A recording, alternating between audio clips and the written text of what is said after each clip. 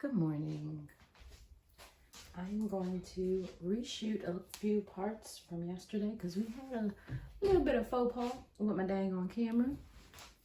So I'm starting with my partner yarn. I'm still going to do it left-handed this morning just so everyone can see the full video from yesterday. And with these added clips will also be added to the video that's going up on my YouTube.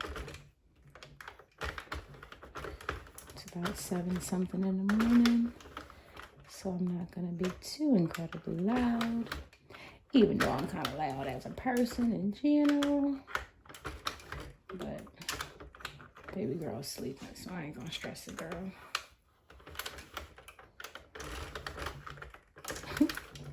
She's very used to her mother talking all morning. No, I'm definitely turned into that auntie, that mom that's on the phone at any old hour, talking with her girls, cracking up, catching up, all the things.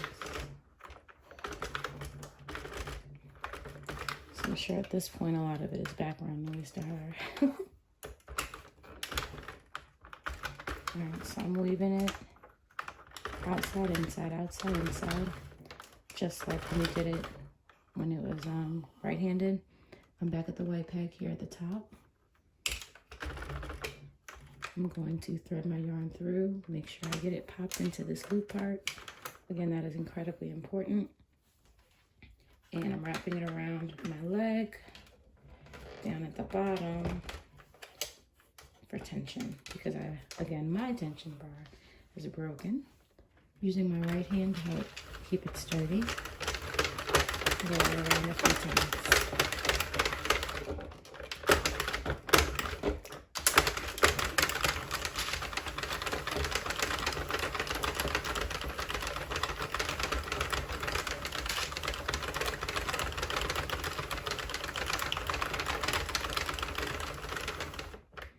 White peg. Always be careful about backing it up. If you've gone more than a peg or so past it, you'll put yourself in a little bit of a situation, not one you can't get out of, but one you'll have to figure out. I've decided yesterday I'll just do a whole video of tips, tricks, and things that just kind of go wrong when you're first learning the machine, and then even after you learn the machine, so that they can all be in one place for people. Alrighty, I'm adding my next color, making sure, okay, tail is inside, making sure to pop it all the way down, wrapping it around the leg just one time. I'm going to hold it taut here from the inside, all right, to make sure that it's going to catch under the pins. Okay, so it's caught up under there, great. It's caught up under there, great. It's held down here. Again, another reminder, I've got this suction cup to the table. If you can see, I'm going to reset my timer. Not timer, ticker here. Says 971. We're working left-handed, so it's going to count down from 1,000. All right, okay. Right hand strong, holding on. Oop, almost forgot to do my tension. And I'm gonna get rolling. You can hear already it wants to act up because my yarn was stuck under the suction cup.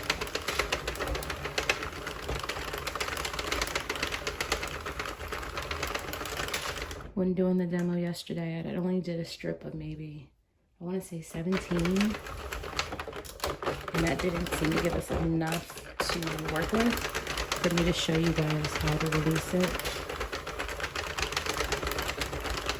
So I'm gonna maybe go to 30 or 40 just to make sure we can see what we're trying to see.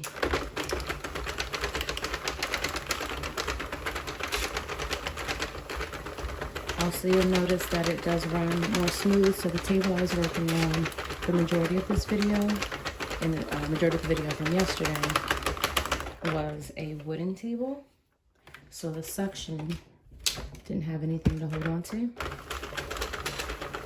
This morning I have it on my nylon top, which the suction does hold onto. And so the machine itself is much more sturdy. And then also, as I mentioned earlier in the video, I typically work while sitting down and have it placed over my knees. I've also put a, what are those things called? A lap desk. It's got like a cushiony pillow on the bottom and then the flat surface on top. I have tried it on that as well. So I'm still continuing to work out different positions and whatnot on what feels the most comfortable while I'm doing it. Because of my knees, I can only stand for so long. So like the discomfort is real. If I stand, you know, if I'm working on a whole project, say I'm making a sweater or something, standing up while working on this doesn't feel that great to me after a while.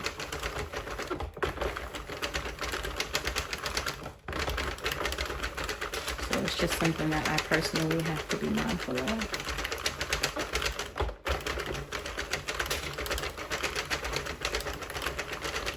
Alright, so we've done about 18. Like I said, I think I'm going to keep going in today.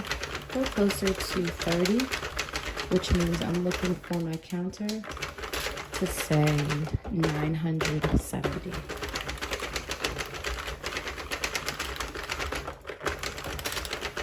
We can also see my partner yarn is just enjoying the ride down there and how it's growing. So as you continue to go around and around, it's going to continue to grow for you.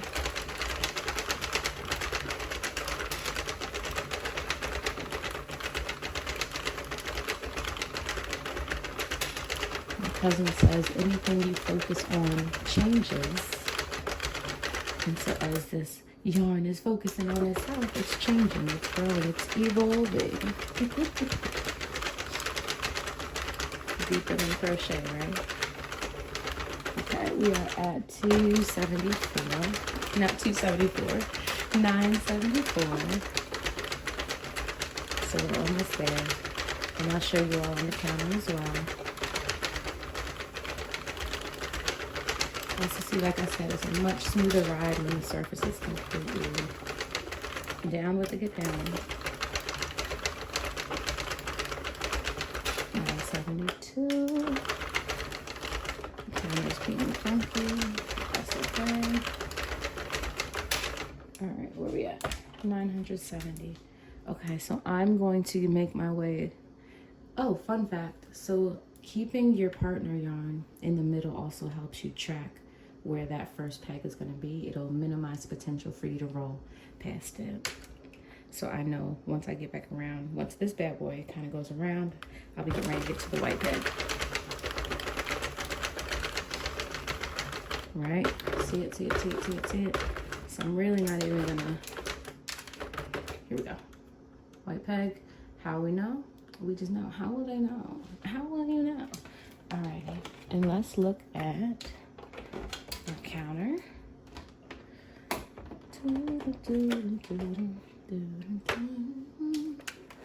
What does that say? 970. So that means we've done 30 rounds. And again, this is all demonstration purposes. So next here, I'm done with this color. So maybe I'd want to swap out a new color, or you know, pretend this was like a big old headband or something, right? So I'm gonna pull it in and put the yarn in the middle, because this is just how I operate it, to save as much of my yarn as possible, to keep my project as together as possible. I follow somewhat similar style when I am doing my crochet portraits, because there's so many different colors and strings involved. So there's layers to this, you know. All right, I'm popping it in, because the partner yarn is not my project yarn, right? It's just what we're using to mark the beginning and end of our actual project. Wrapping it around my foot. You guys will use your tension bars. I'm still working left-handed. So I, again, am intentional. I want to make sure that it is taut enough so that it's going to go under the peg. All I will definitely include that in tips and tricks because it's something that happens and will cause you a little bit of frustration. I'm holding it from both ways right now just to make sure that it's catching up under here. All right, looks like we're good to go. Do not have to do a specific number of rounds here, like we mentioned. Something is caught, if you can see. So like I said, again, you kind of check, push down the backs of the pens. 9 times out of 10, when something is caught, something needs to be pushed somewhere. It's just a thing that happens, but it's really not unmanageable. Just if it's giving you that resistance, listen to it, because this is plastic, right? So if you try to just force something, it may pop off.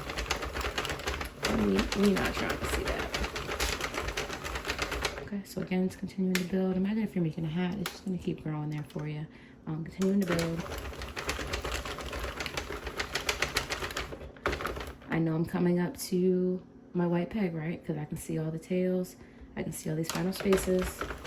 There it goes, right here. There it goes right here. So I've got enough pink here that I think I can take it off. So I will. That's the suction cups being suction cupping. And so now I'm going to, once again, release it, right? So there's no more new yarn, new colors coming through the feeder. So as I'm working,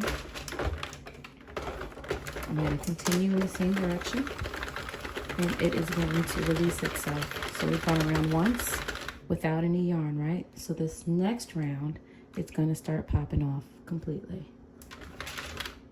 Make sure y'all can see. It's letting go. Let it go. Let it go. Ain't holding back anymore. Let me go. See that? See that? See that? Smooth, baby, like butter. Alrighty, next let me show you guys again how we can connect our ends. So like I mentioned yesterday, I had grabbed a smaller hook. It might have been like an F or a G, something tinier. But what I found tends to work best or line up the best with the sizes of these stitches thus far, and depending on what I'm working on, has been my handy dandy H hook or a J or an I hook. So I've been working primarily within that window when cleaning up my stitches and doing this final part. So we can see how smooth it comes out. Alrighty, and let's see. 1, 2, right? See those two? Those are what I typically use to finish and seal it up so that I can remove the partner yarn and just have the project and have it connected. Now, like I mentioned, there are 2 ways to do this. And actually, let me grab a different color yarn so it can be clear for you. All right, so like I mentioned, there are 2 ways to do this. But I want to show first, these strands are connected to our working yarn. So we know this was the top of our project. If I were to just pull this right now, this will actually frog itself and completely come undone. So the strands that are connected to the working skeins at the top of your project, you can just pull those and they will come apart. These down here, because they've been worked into the project, you will have to release a little bit differently. I will walk that through another video because today, again, we're going to focus on what we're going to focus on. So I'm starting here around where the working yarn ended so that I can use, right, the main color for my project. But like I said, I want to show you guys what it looks like, but typically you could use your main color here. I'm going to pull in another color just so we can differentiate between the green yarn and the yarn that we're adding in, so you can see how it's working. I'm just going to use single crochet. All right, so I'm draping my yarn over, and I'm going to continually go under those 2 stitches that I pointed out just a moment ago. single crochet, same rules apply. You'll chain one and then go into the same space like that. See these top two? I'm gonna go under them again. All right, this is one of the ways to close up our projects.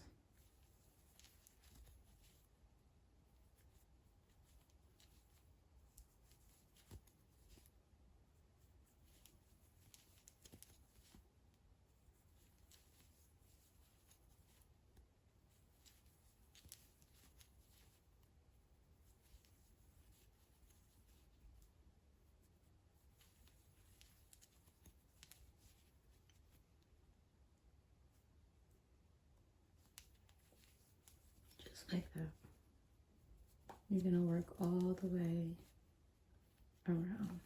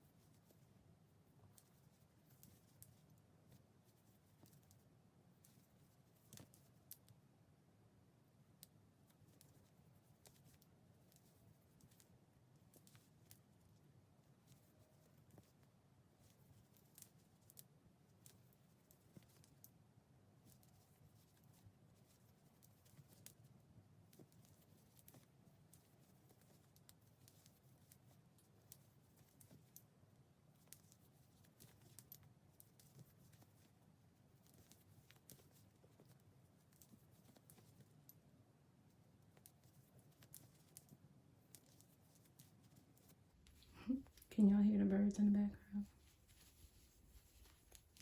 They crack me up. All right, so we've made it all the way around. Okay, and so the machine is a 48 peg machine, so you can count to make sure you've got the 48. And then maybe this is all you wanted to do. Maybe you want to crochet a little bit more. Maybe you want to add some pieces. It's all up to you what you would do next here. So that's how we do it with single crochet. And then, as I mentioned, because this was at the top, I can just pull this partner yarn out because we want to save our yarn in these streets. So I'm just gonna frog it. Frog, frog, frog it. Here we go. Keep working all the way around. I'm navigating around 3 colors now, so let's see if it gets all wild up in here. Let me see. Okay, and keep pulling around. All right, so once you got to the top, that piece was in there, right? So you'd be pulling this out. But remember, it's connected here. So most of it frogged out until we got to the last round.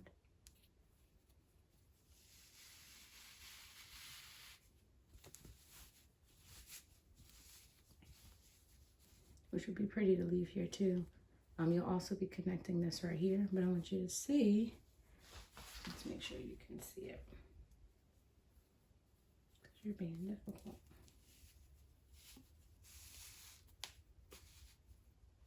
Make sure you can see how it will pull out, smooth like butter. And now everything is sealed up with the single crochet. See how that worked? Just like that. All right, now there's the other side. So this side, I'm going to show you how to close it up.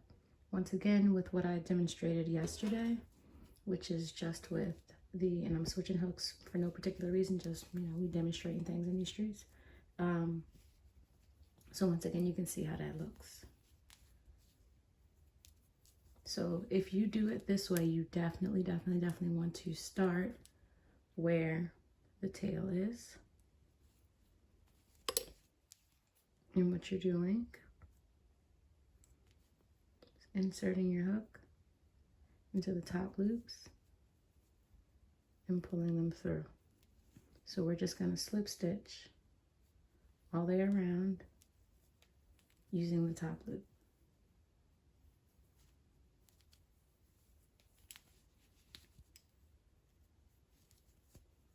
And so this is sealing it off basically so that it does not keep pulling apart, so you don't have an issue of it frogging itself, right?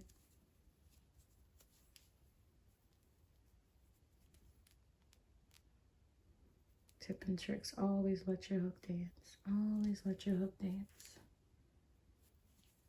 You can also do this if you are more comfortable with an embroidery needle. And just take a needle and weave in each of your ends. Again, it's most wise, I've noticed, just from trial and error and from research, to do it with your partner yarn on. I think eventually I will do what I always do and try to push myself so that I don't need the partner yarn, and see if I can find some effective, efficient ways to pop that off without needing that there, just because, like I said, it is extra yarn that's just kind of, you have to navigate around. But, you know, we'll see. It may not be worth it. It may not be necessary. What do I like? A challenge?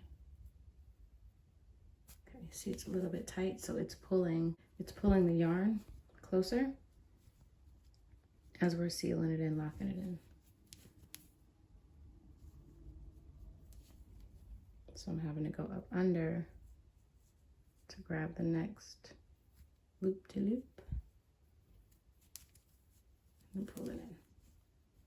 Okay, we're gonna go all the way around. Right, so I've gone about halfway around with those, and I want you to see again what happens, what it looks like when you miss some or you don't go all the way around, because that is what I did a whole bunch of times on accident. I kept missing and grabbing the wrong stitches. Like I said, this is the bottom part, so it was actually connected and woven into the project, right, as we continued working, because we worked this way, and if it was flipped inside, you know, it was working down, right, and this was at the top.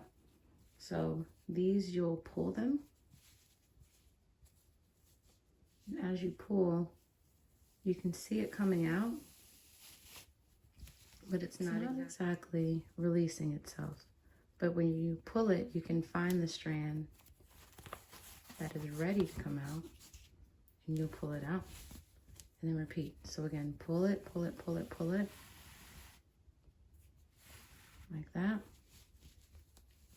So you'll know which piece. There you go. So you can see where it's straight. Right there, right here. Okay, so I'm gonna pull it up.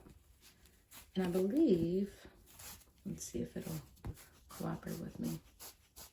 Once you pull out like the first round like that, the rest of itself will release.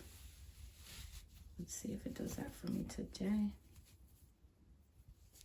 Because stuff likes to act funny on camera. But I get it. A little camera shy. We've all been there. All right, so I'm doing this. I'm pulling it out. I'm pulling it out. You can see the yarn pulling itself up. Pulling it out. And I've gotten back pretty much to the beginning. Almost there. All right, here comes the tail right there. So now I can pretty much pull everything else out, just like that. Just like when you're frogging it with crochet. Release, release, release. Release, release, release. I love doing this. I don't know why. Am I the only one? Just something about it. Y'all want to talk about satisfying. I like doing this. especially when it's smooth like that.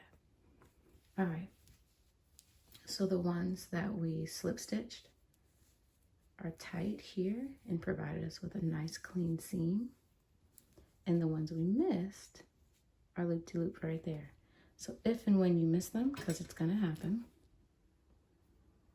do your best to keep the loops up top, but you'll see why it's more beneficial to do it with the partner yarn in place, because as I grab the next loop, it's gonna pull because everybody's connected.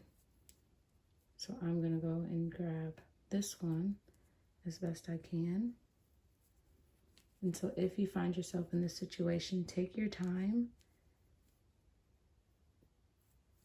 and hold up the previous loops as best you can, because otherwise it will release itself. So you see it's coming apart. To fix that, insert your loop with the right side of your project facing you.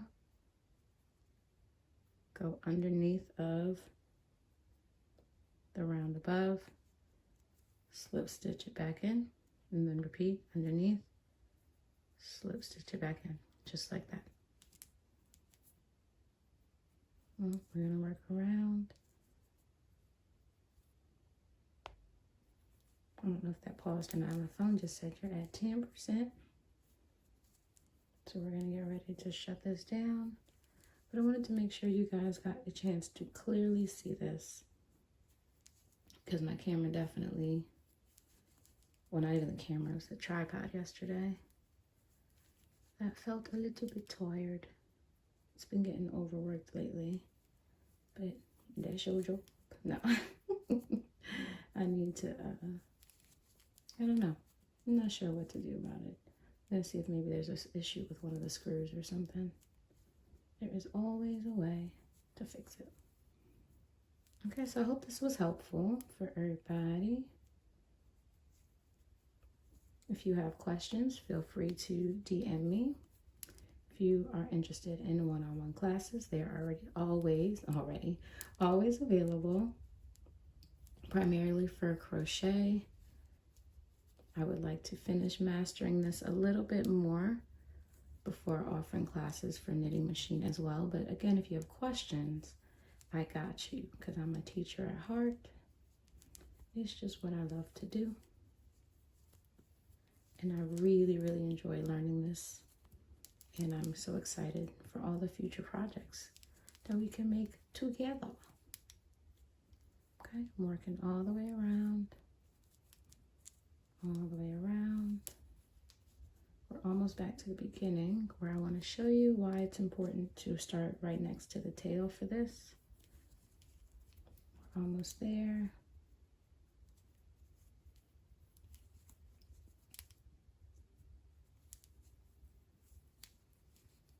Almost there.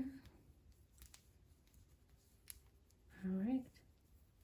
So we are at the last stitch before the tail of the project.